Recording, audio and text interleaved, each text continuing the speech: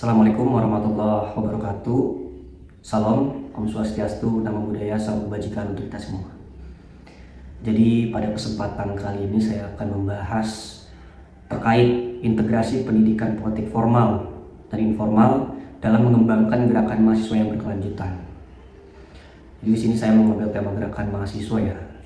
Kalau kita menelisik juga gitu bahwasanya gerakan mahasiswa ini telah menjadi elemen penting gitu dalam kehidupan atau dinamika sosial dan politik di banyak negara gitu, termasuk Indonesia.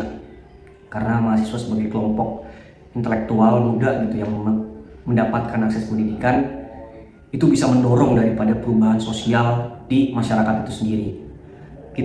Kita menelisik ke sejarah pada zaman nasionalisme abad ke-20 ketika melawan penjajah, saat itu terdapat kelompok-kelompok mahasiswa juga atau kelompok intelek muda yang dimana saat itu terdapat Budi Utomo dan yang lainnya gitu untuk membuat perubahan sosial yang terjadi pada saat itu. Kita bisa melihat juga tahun 98 terjadi reformasi besar-besaran yang dilakukan oleh mahasiswa dan masyarakat karena mahasiswa saat itu sebagai intelektual muda yang memiliki pemikiran bisa menganalisis lebih dalam terkait perubahan sosial atau dinamika sosial yang terjadi pada saat itu.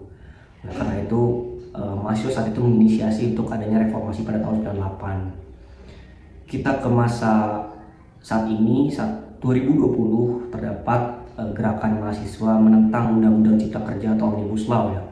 Saat itu juga terdapat mobilisasi massa mahasiswa yang sangat besar seperti yang terjadi pada tahun 98. Dalam hal ini kita bisa melihat gitu bahwasanya posisi strategis mahasiswa itu sebagai agen perubahan dan pengawal moral masyarakat itu menjadikan mahasiswa itu sebagai aktor penting dalam proses demokratisasi.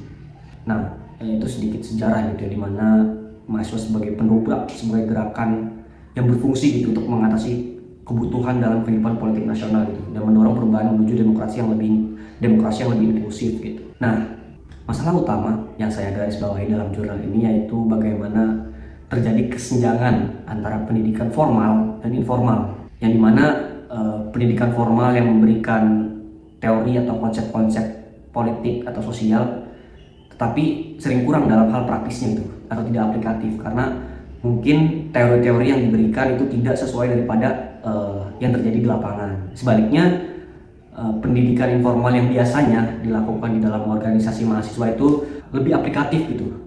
Dia lebih tahu bagaimana lapangan di masyarakat karena sejatinya laboratoriumnya mahasiswa itu masyarakat sendiri gitu.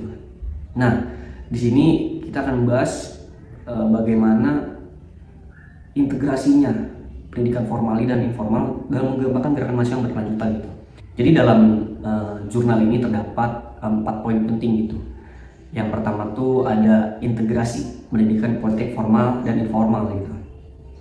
Kita ketahui bersama bahwasanya pendidikan formal itu memberikan teori-teori atau konsep-konsep yang membuat kerangka intelektual daripada mahasiswa tersebut gitu. Ya melalui mata kuliah seperti teori-teori politik, kebijakan publik, itu memberikan kerangka intelektual kepada mahasiswa untuk bisa menganalisis daripada permasalahan-permasalahan yang ada di sosial masyarakat gitu. Akan tetapi pendidikan formal itu seringkali kurang aplikatif di lapangan atau tidak relevan yang diajarkan daripada di kelas dan terjadi di lapangan.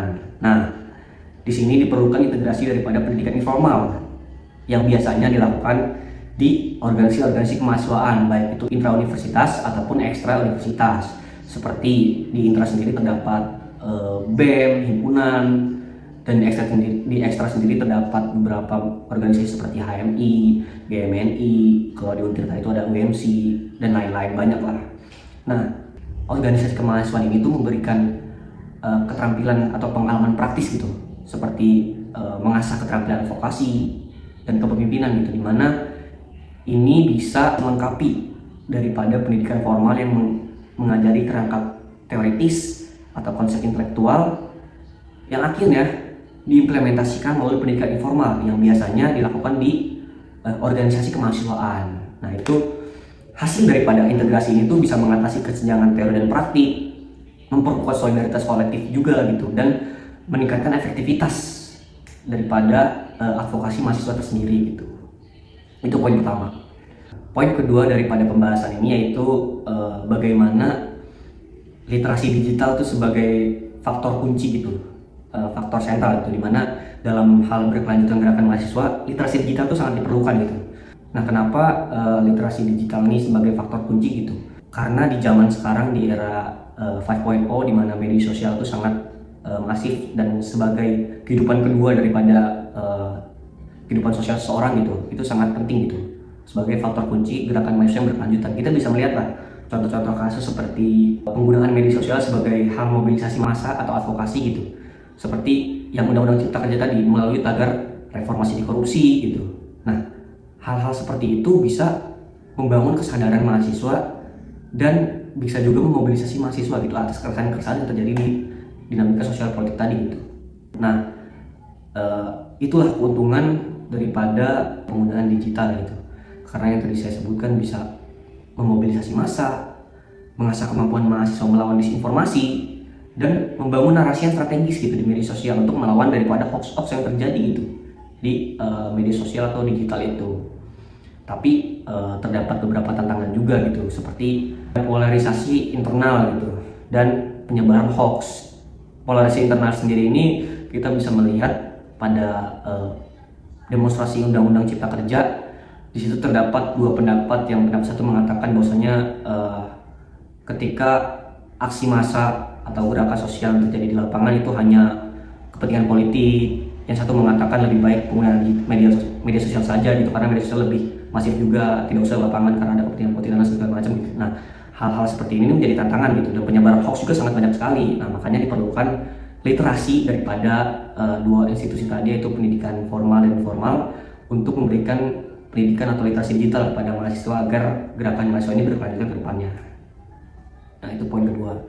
Yang poin ketiga yaitu dampak globalisasi terhadap gerakan mahasiswa gitu. Jadi sebenarnya globalisasi ini memberikan peluang gitu kepada mahasiswa untuk berkontribusi secara lintas batas maupun secara internasional gitu.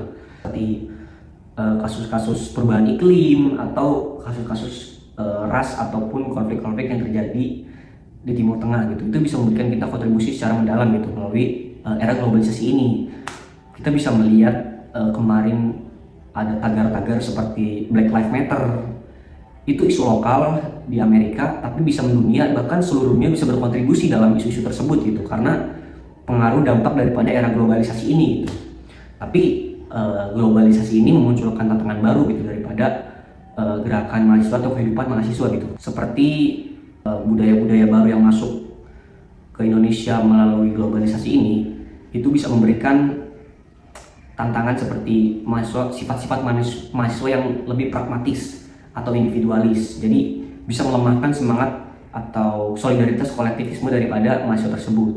Kita bisa melihat juga di Asia Tenggara program-program seperti magang atau hal-hal yang memberikan mahasiswa benefit berupa material gitu, itu sangat diminati, terutama di Asia Tenggara termasuk Indonesia gitu. Itu bisa menurunkan kadar daripada kekritisan mahasiswa, keidealisan mahasiswa, yang pada akhirnya berujung kepada semangat pragmatisme dan individualisme gitu, karena hanya mementingkan daripada individu dan melemahkan semangat kolektivisme yang terjadi di mahasiswa gitu.